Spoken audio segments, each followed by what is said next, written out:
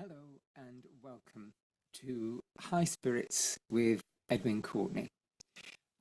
First of all, Happy New Year and apologies that our first episode of High Spirits is a little late for 2025.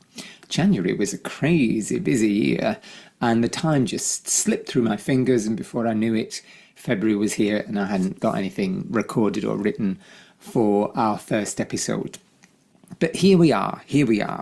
And we're going to start with a new series of mini lectures, and that series is entitled Tools of the Trade, where I'm going to be exploring some of those esoteric and spiritual tools that we all possess, but that we might not necessarily know quite what to do with. And I want to start this series by talking about balls. Crystal balls particularly.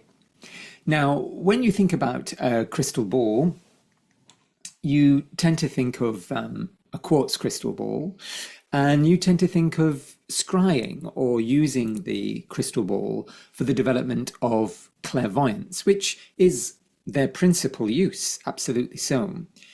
But there is another use for them that everybody can deploy, which can be really, really beneficial, whether you are using it just for yourself in your home or whether you are using it for clients in a healing capacity. And that's what we're going to talk about today. But first of all, crystal balls usually start off from a piece of quartz like this. Either a giant cluster or point, which is found in the earth, or sometimes, depending upon the mineral, a huge seam of quartz, because some minerals don't grow in clusters or points, but grow in giant seams that are embedded in the earth. Now, this piece of quartz would be carved roughly into the shape of a spear, and they would look a little bit like this. And then they would be polished and smoothed into the final sphere form, like this. And that's what we would buy in the shop or from the wholesaler. Now, usually, in order to get a sphere of this size, you would need an original piece of quartz, which is about 3 times the size of the sphere. So you would chip it down until you get this slightly irregular spherical shape, and then you would smooth it until it looks like this. And there would always be a slight risk that when you kind of chipped it down to its spherical shape, it might just fall apart because there could be a big fissure in the middle of it, a big kind of crack that would make the shape unstable. So it's always a little bit dicey when you're doing any kind of crystal carving, really, for most minerals at least. So what's interesting is that when you take a piece of quartz like this, particularly a piece with a point, and chop it down to turn it into a sphere, you don't always know when you get this finished article what way round the original point was. Was it this way up? Was it pointed like this? Was it pointed like this? Because when you've chopped it and smoothed it, sometimes there's no way of knowing, not even by looking at the striations inside the crystal, where the original point might have been. And as a result of that, you're not clear on the polarity of your sphere. So with a point, the energy rises out of the top of the point and outwards from the base. But when you've got your sphere and that point has been chopped away, you don't know where the energy in the sphere is going from. And also sometimes the energy becomes confused because the point termination has been lopped off, and so there's no clear sacred geometric focus or funnel for the energy to flow through. And this is true not only in regards to esoteric energy, but also in regards to the natural electrical energy found inside the quartz, the piezoelectricity, the electricity which is released under pressure. So if you buy your sphere and it's freshly carved, the energy inside it might still be confused. It might still be trying to rebalance itself. It might still be trying to create a new form of harmonious energetic pattern. And that form of harmonious energetic pattern is dictated by the shape that the quartz is carved into. So it's always a good idea when you first buy a crystal ball, because you don't know how long it's been on the shelf, to just try and sense how the energy feels. And this is best done by, and this is just a little method if you're not terribly energetic sensitive. For those of you who are energetic sensitive, you can kind of omit this by rubbing the hands together to stimulate the energy between the palms, and then blow on the palms. You should feel a tingle.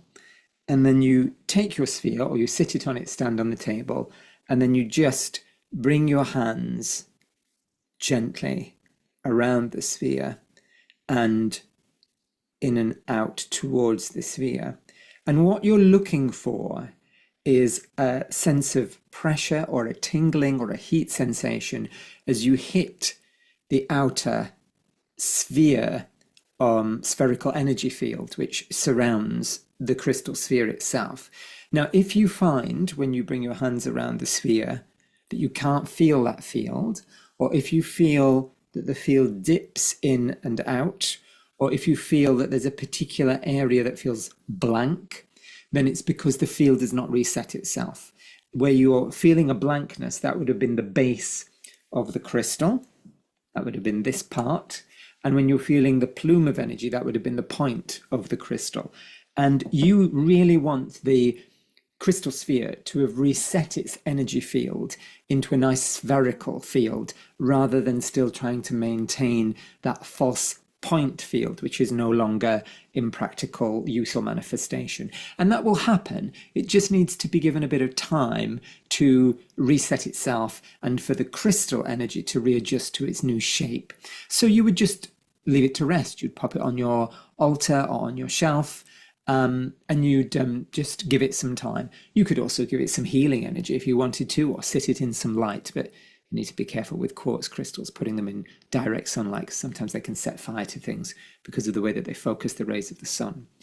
But in general, you would just give it a little bit of time, and then you would come back to it maybe in a month or so, do the same thing again, rub the hands together, gentle blow on them, and then feel to see if that field has reset itself. And what you're wanting to feel is a nice strong field of energy that feels even all the way around the sphere. Now, of course, we tend to think of crystal spheres as being quartz. But they come in all sorts of flavors and colors. We have green aventurine, we have red jasper, we have carnelian, you can get rose quartz, sodalite, you can get tourmalated quartz, which is really, really pretty and beautiful. So there's all sorts of crystal spheres out there, and you might have bought some because you liked the look of them. You might have been gifted some. And of course, with these kind of spheres, it's very difficult to use them for scrying. It is kind of possible, but only really by intuitively interpreting the patterns in the stone. You can't see through them, you can't see into them. They're certainly not going to work in the same way as a quartz crystal ball might to stimulate your clairvoyant power. So you may have these and you may think, well, they're very pretty, but I don't know quite what to do with them. And sometimes I hold them in my hand when I'm meditating, which is great. And sometimes I lay them on my body or on the body of my client who I'm giving crystal healing to, which is great. Though I must admit, I remember when I used to do that, they used to roll off all the time, which was terribly embarrassing. So you might be thinking, well, what else do I do with them? So there is this great practice. I'm just checking my notes down here. There is this great practice that we can do very simply, which utilizes that natural spherical energy field, which is manifest from the stone as a result of the new shape that it's been carved into. So let me choose one to demonstrate with. Oops. Let's use this carnelian one. So the wonderful thing about the energy field of a crystal ball is it's what we would call omnidirectional. The field of energy radiates from it in a reflection of its physical spherical form. So we get a spherical energy field. Omnidirectional because the energy field is equal in distance and power, above and below, left and right, in front and behind, and also diagonally. So we're getting a nice bubble energy field radiating from the sphere. So we can use that bubble energy field to surround a person, to surround a room, to surround a home, to surround a car, to hold a person, place, or even an object in a perfect bubble, a perfect sphere of energy. And that sphere of energy will be dictated in regards to its frequency and vibration by the nature of the mineral itself. So carnelian is really good at psychic protection.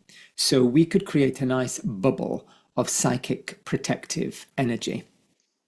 Green aventurine is really good at helping us attune to the energy of nature. And also to draw upon the green ray healing energy of nature, which is particularly good for the physical body. So we could use this to create a bubble sphere of green ray healing energy around a client or around ourselves or around the space that we were using for healing practice. Red jasper is fantastic for grounding. So we could use this to create a grounding bubble around ourselves if we are prone to being particularly spacey.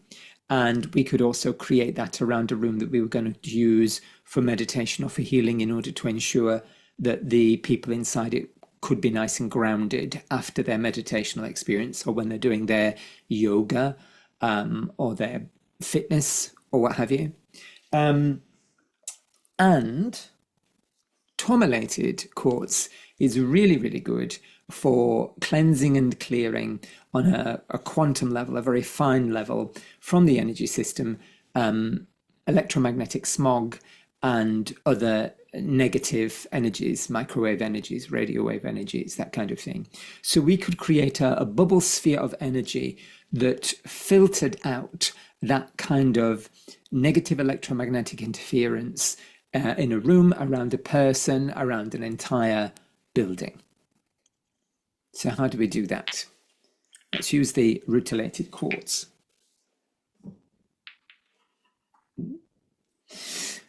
So what we would do first of all is we would charge the sphere with our intent. We would tell it what we wanted it to do. Because different crystals have multiple functions and purposes and properties. So we need to tell it which property we want it to deploy on our behalf. And we would also then instruct it as to where we wanted it to hold its field. Around this person, around myself, around my office, around my house. So we would hold the sphere and either silently or out loud we would say, tourmalated quartz, deploy a sphere of energy to cleanse and clear this space from negative electromagnetic force, holding the sphere around this office and working to purge and clear it of this negative force. And you can continue to repeat that. You might use the same phrase. You maybe have pre-prepared it and written it down, or you might ad-lib it. Doesn't matter if you change the words a little bit as you say it. And I would say, minimum, say 3 times through, but you might want to go 6 times, 9 times, 12 times, depending upon your confidence in feeling that you've got the ability to make the crystal hear you. I always think that when a crystal receives you can call it a program, you can call it a dedication, there's a kind of psychic click that I feel, which I know means that the crystal's got the instruction. Some people can feel that. You might want to dowse to check that the crystals receive the programming, or you might just do your 9 repetitions and think, well, I'm just going to trust that it's worked. And then you would set the crystal somewhere in the space, or you would give it to the person, or you would hold it yourself so that it can do the job. So if you're using it for a person or yourself, you need a small crystal ball that you can either wear in a pouch, for instance, or that you can tuck into a pocket. And it doesn't matter how small the sphere is, it's still going to be able to do the trick.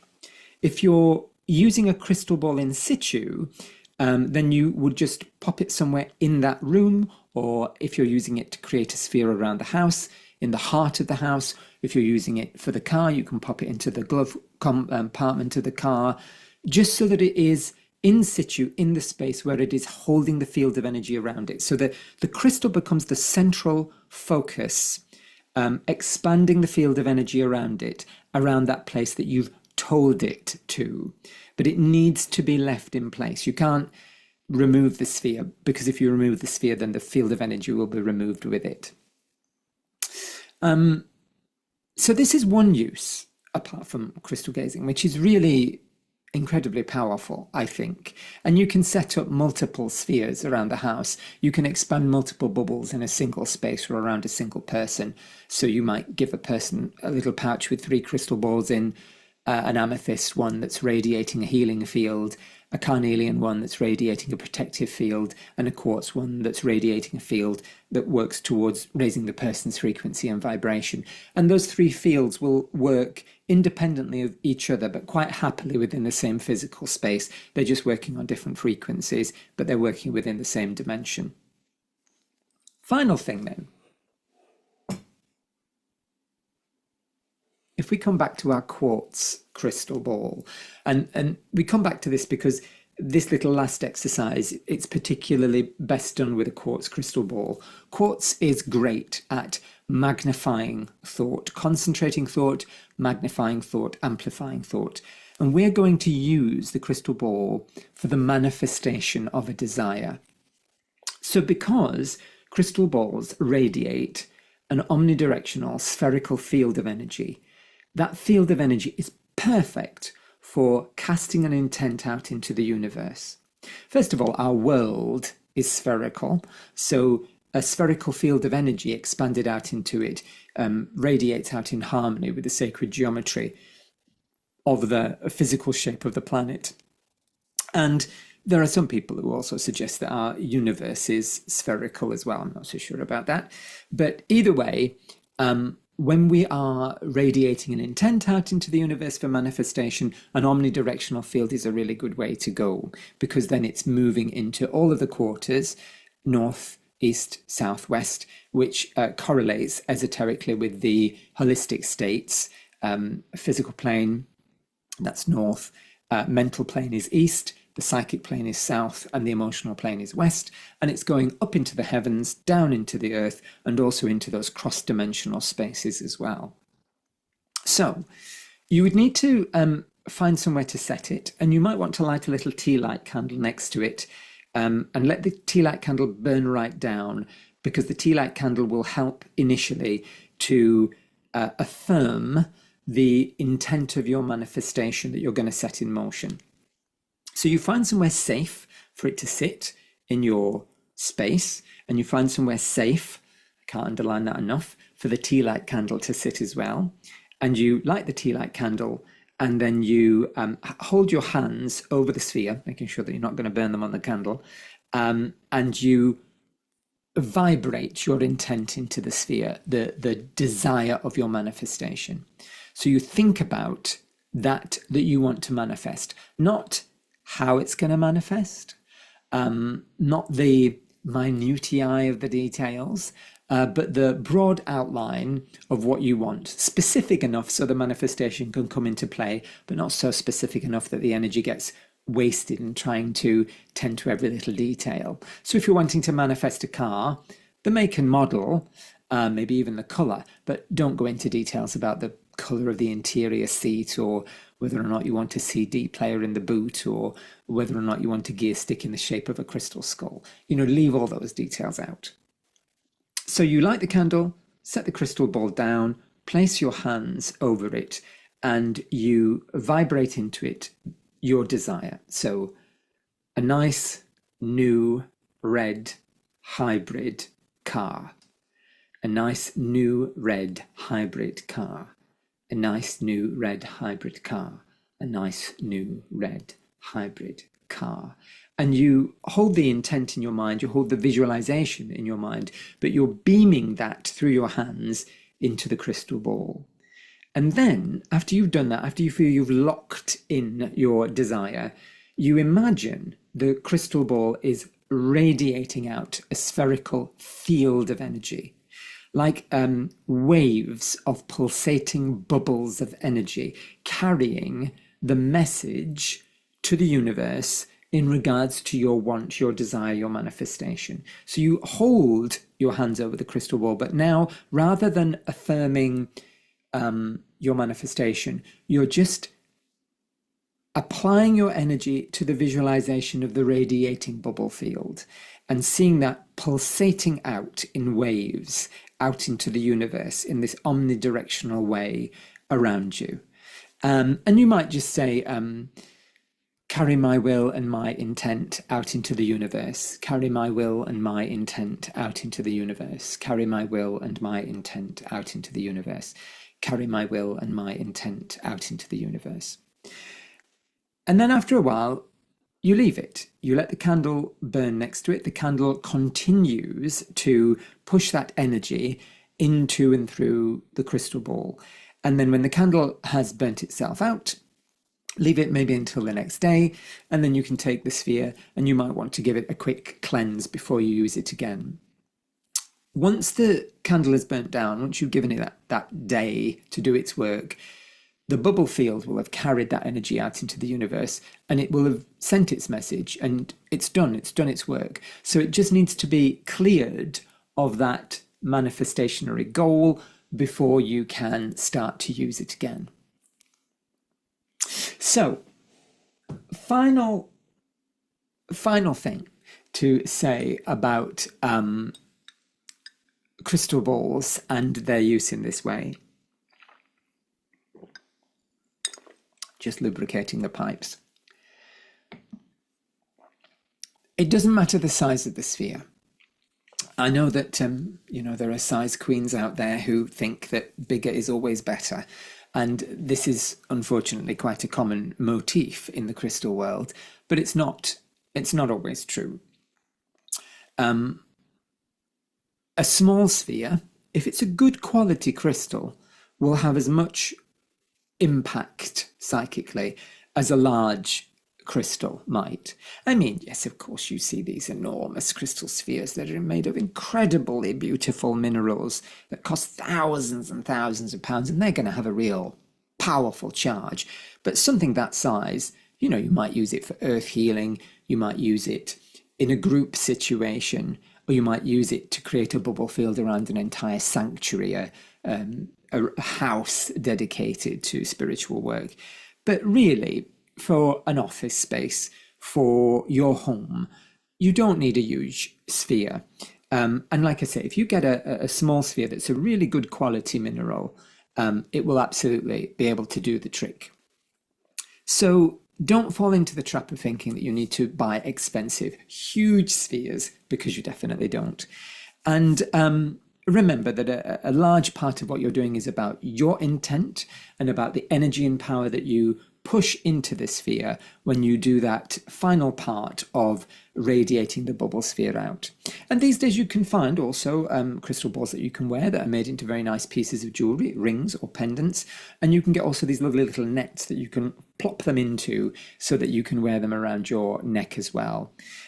So they can be worn. I mean, they're not always the most comfortable pieces of jewelry, but they can be worn, and they can be really, really useful in that regards. So I would just say, if you feel that the sphere that you've got, particularly if it's very tiny, If you're just not sure whether it's got enough power to do what you want it to do, the thing that you can do to boost its energy is just to get some crystal points and to place them around the sphere, pointing outwards, so that as the bubble sphere radiates from the crystal, the points pick up that energy and just magnify it a little, amplify it a little. So that's just a little trick if you are not sure whether the crystal that you've got is of a good enough quality or a proper enough size to be able to do what you want it to do. Maybe just 4 or 6 little quartz points. They can be quite small. Make sure that the point is pointing outwards so that as the bubble field moves into them, they're catching the energy and magnifying it and carrying out into the universe. So that's just an amplification trick that you can try. I hope you've enjoyed this first episode of our new series, our new season of High Spirits with Edwin Courtenay, our Tools of the Trade series. If you have any questions, comment below.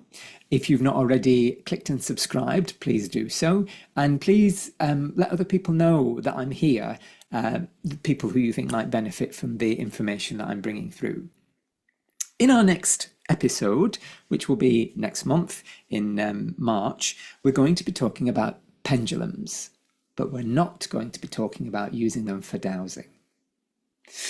Thank you so much for coming along, and I hope to see a lot more of you this year. And please also check out my website, edwincourtenay.co.uk, for our current programme of lectures and channeled evenings and workshops, and also check out the free stuff section of the website, because we've got some great music tracks for download that my partner Andrew Helm composes, which are license free, and also there's some wonderful meditations there which are free for you to use and download as well. Thank you so much, and I will see you soon. Take care.